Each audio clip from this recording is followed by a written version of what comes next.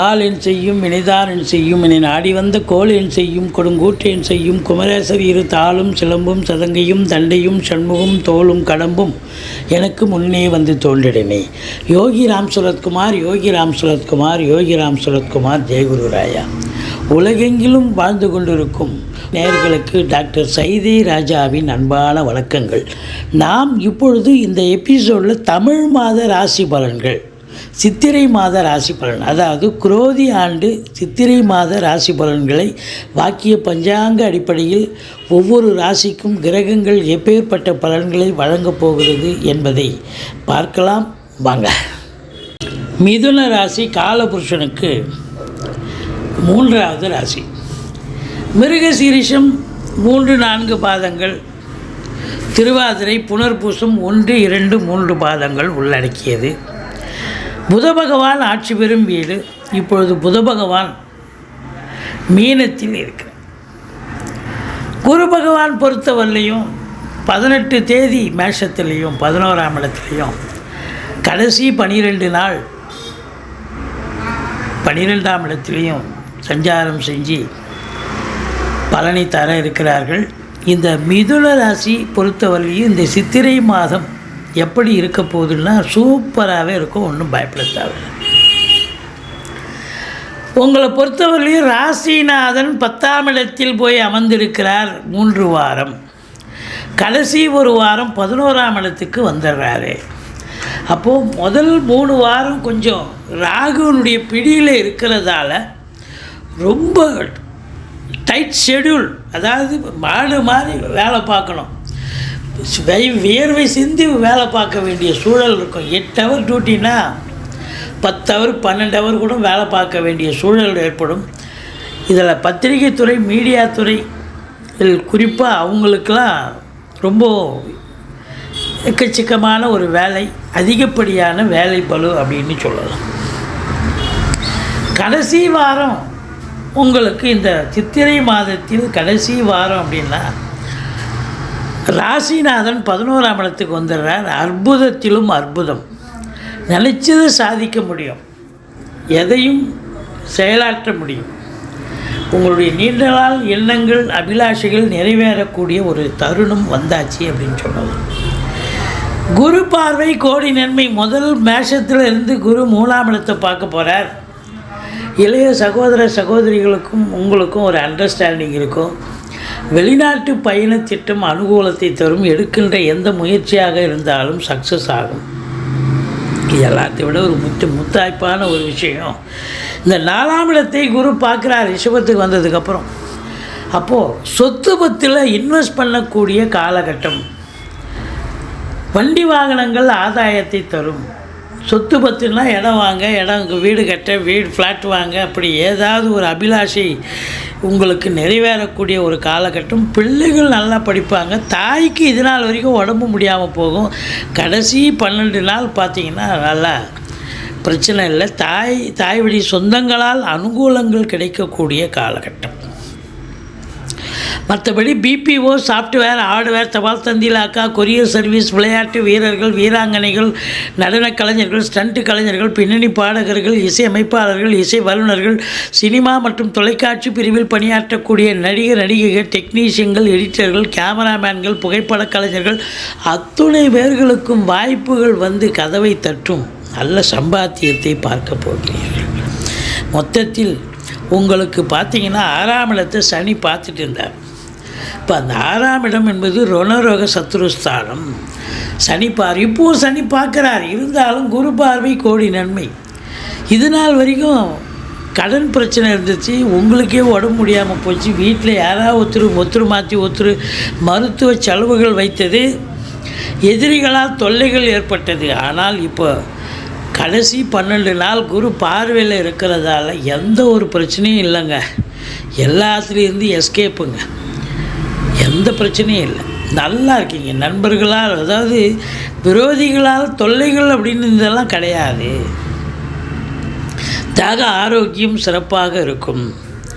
மற்றபடி வெளிநாட்டு பயண திட்டம் அனுகூலத்தை தரும். இந்த 5ஆம் இடத்தை குரு பார்க்குறார். குலதெய்வத்தினுடைய அனுகிரகத்தால் இந்த மாதம் நீங்கள் நினைத்தது காரியம் கைகூடும். நீங்கள் என்னெல்லாம் நினைக்கிறீங்களோ அதெல்லாம் கண்டிப்பாக சக்ஸஸ் ஆகும் அப்படின்னு சொல்லலாம்.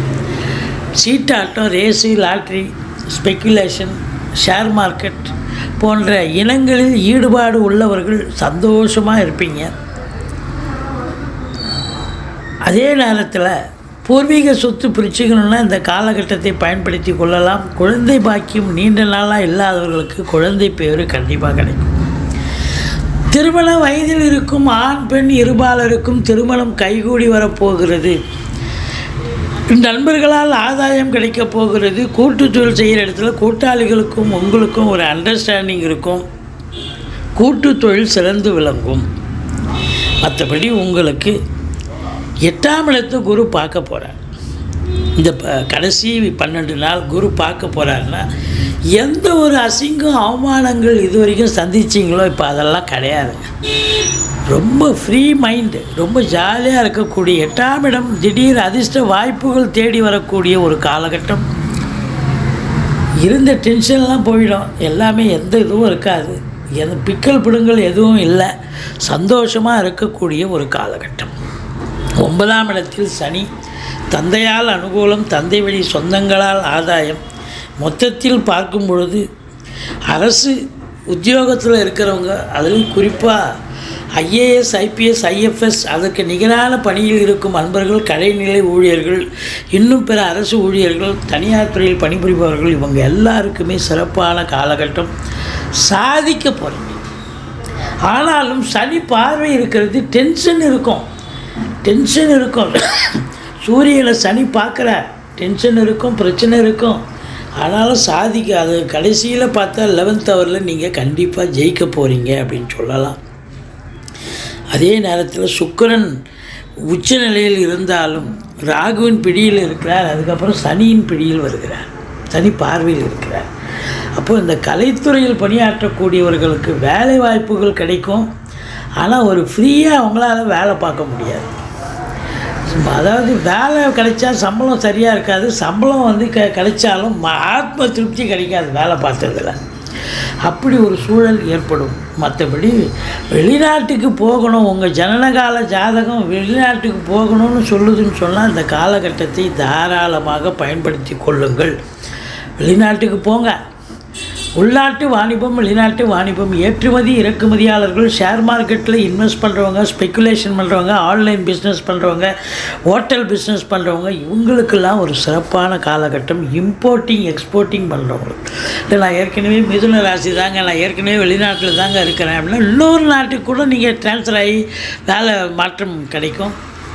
இல்லை உங்களுக்கு வந்து பார்த்தீங்கன்னு சொன்னால் இந்த காலகட்டம் 10ல் ராகு இருக்கிறதால வேலை வாய்ப்புக்காக முயற்சி செய்யக்கூடிய இந்த மிதுன ராசி அன்பர்களுக்கு எந்த துறையில் முயற்சி பண்ணுறீங்களோ அந்த துறையில் வேலை வாய்ப்பு கிடைக்கும். அது அரசு துறையாக இருக்கலாம், இல்லை பத்திரிகை துறையாக இருக்கலாம். எந்த துறையில் முயற்சி பண்ணீங்களோ அந்த துறை கண்டிப்பாக கிடைக்கும்.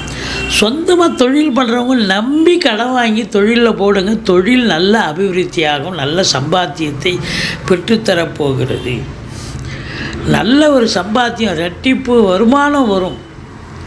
செலவினங்கள் வாரம் கடைசி 12 நாள் செலவினங்கள் இருக்கும். அது சுப செலவுகளாகத்தான் அமையப்போகிறது அப்படின்னு சொல்லலாம்.